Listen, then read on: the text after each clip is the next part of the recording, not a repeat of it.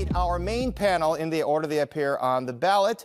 Daniel Biss, Laura Fine, and Kat Abughazaleh. Ms. Abughazaleh is an independent political analyst and influencer who has worked for Mother Jones, Zeteo, and Media Matters.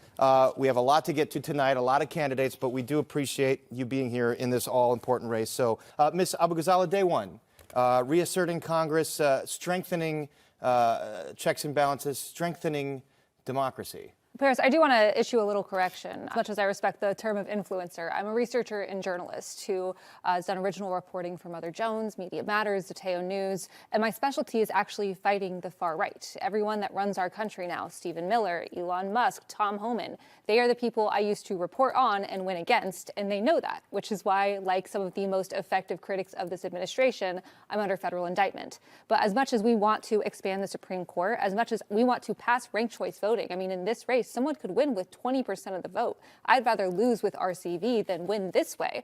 We can't get that done on day one. I think we need to be a little more creative here.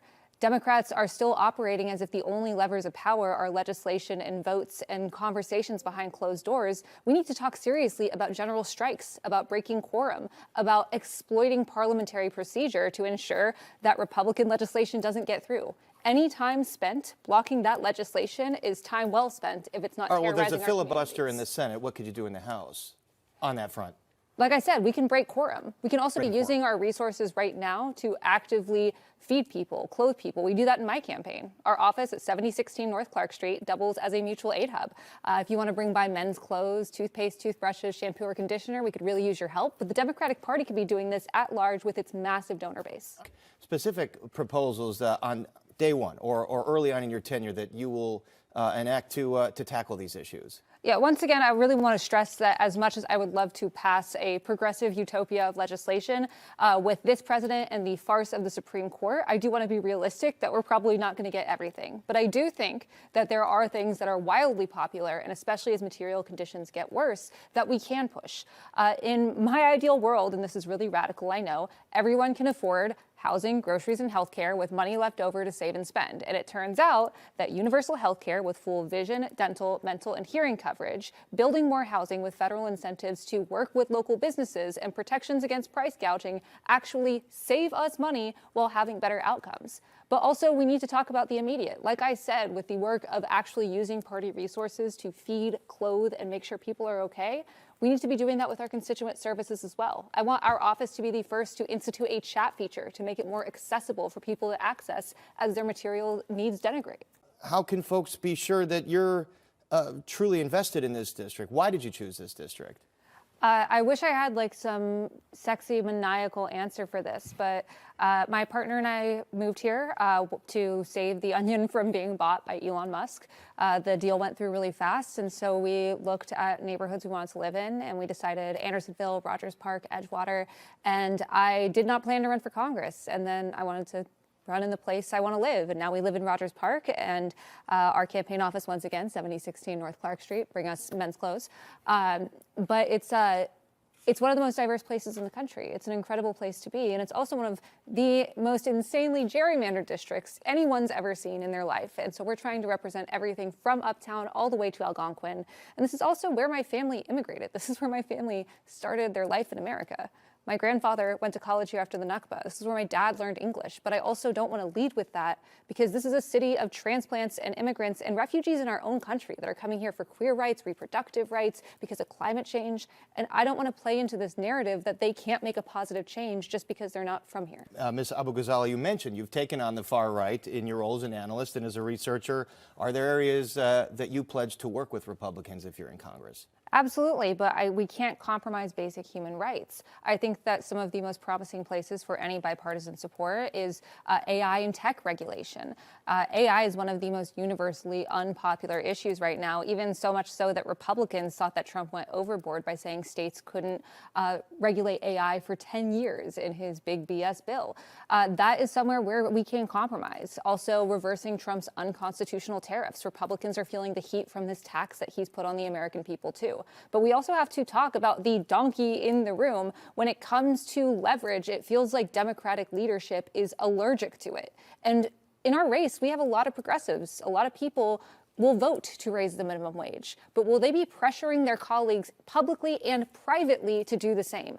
Last night at the State of the Union, would they have listened to Hakeem Jeffries and watched or stood aside, or would they have gotten kicked out like Al Green did?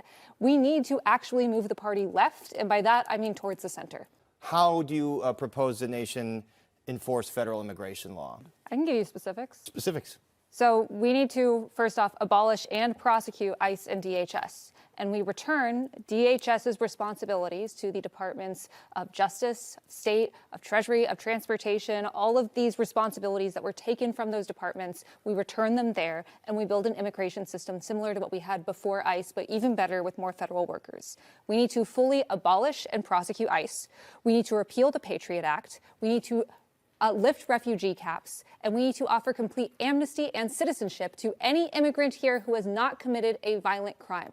Additionally, we need trials. There is no moving forward without justice.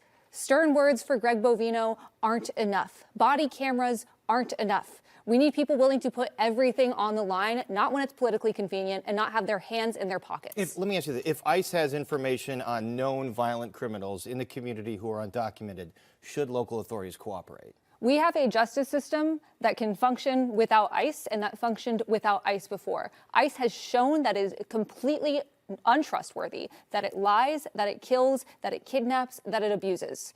ICE should not be seen as any legitimate law enforcement agency, and I don't trust a single thing they say. They are trying to criminalize freedom of speech. They are trying to criminalize free association, and it's going to etching come the word for you. pig into the side of a vehicle, isn't that property damage? I didn't do that, and it doesn't even allege that in the indictment. But honestly, that's just kind of falling for the exact same lies that ICE and the Trump administration continue to repeat. We know that ICE lies, and we know that they are trying to find any excuse to invoke the Insurrection Act, to abuse protesters, and to make sure that they scare us into silence. And once again, it's not going to work, and if we don't stand up for it, people with power and platform and privilege, and frankly, the first time I went out to Broadview, the second time and the third time, there wasn't a single elected official out there, then we are just going to get run over. Everyone on this panel is in favor of graduated tax rates, higher tax rates on millionaires, billionaires. We should tax billionaires out of existence. So no billionaires? No billionaires. No one should have $1 billion. That allows you to abuse the economy. It allows you to abuse your workers. You brought up a great point, the issue of gerrymandering. Obviously, Democrats have tried to sort of meet Republicans in this race to the bottom on gerrymandering. Do the three of you support fair maps? Would you support Congress passing a fair maps law? If it's federal, yes. A show of hands, expanding the Supreme Court, term limits for Supreme Court. Who supports that? All three of you. Okay. Netanyahu, do you all consider him a war criminal? Would you support international war criminal charges? One hand up. I mean, we should participate in international processes. There should be thorough investigations, and I think the answer is likely going to be yes, absolutely. I don't think it's not likely, clear. yes, it is. I want to be that clear. is a very loaded statement, I say as a Palestinian person, that implies that there is some bloodthirst between Palestinians or Jewish people, and it's dangerous to both of us. Our lives are inextricable from Well, he one was referring another. to Hamas. He was referring to Hamas specifically. But even then, Hamas is in Gaza. It's being associated with Palestinians by both the Biden government and the Trump administration. And so you can't just look at their actions and hear their words and not see a relation there. Additionally, for the second part, I think it's important to mention that, yes, it didn't happen in a vacuum because of Netanyahu's far-right government and because of a pattern of discrimination, a pattern of second-class citizenship, a pattern of exile, and a pattern of displacement that my own family underwent.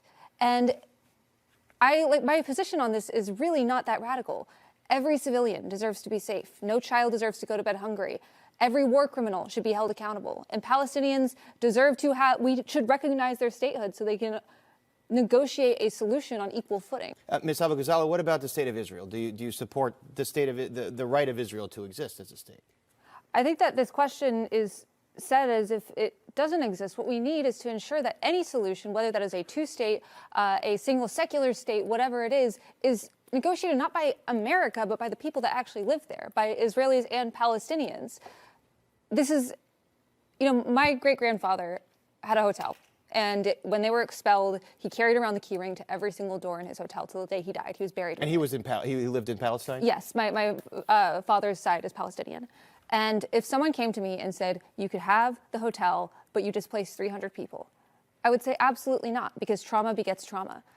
But I think it's really important that any solution has full civil and legal rights for everyone living there, regardless of their ethnicity, their religion, and that is decided by the people who actually live there, because we spend so much of our time as a country interfering in other countries and saying that we dictate how they live, and it's just made places worse. All right, so Palestinian American, 2 Jewish Americans on this panel do believe there is an anti-Semitism problem Absolutely. in the United States. And I've devoted my career to fighting it. I cover the far right. Conspiracy theories are inherently rooted in anti-Semitism, which is why it's so dangerous to align with far right donors, because they're pushing the Great Replacement theory, which has inspired almost every mass shooting of the 21st century. What about anti-Muslim sentiment, anti-Palestinian sentiment? Hate is Horrible hate. problem.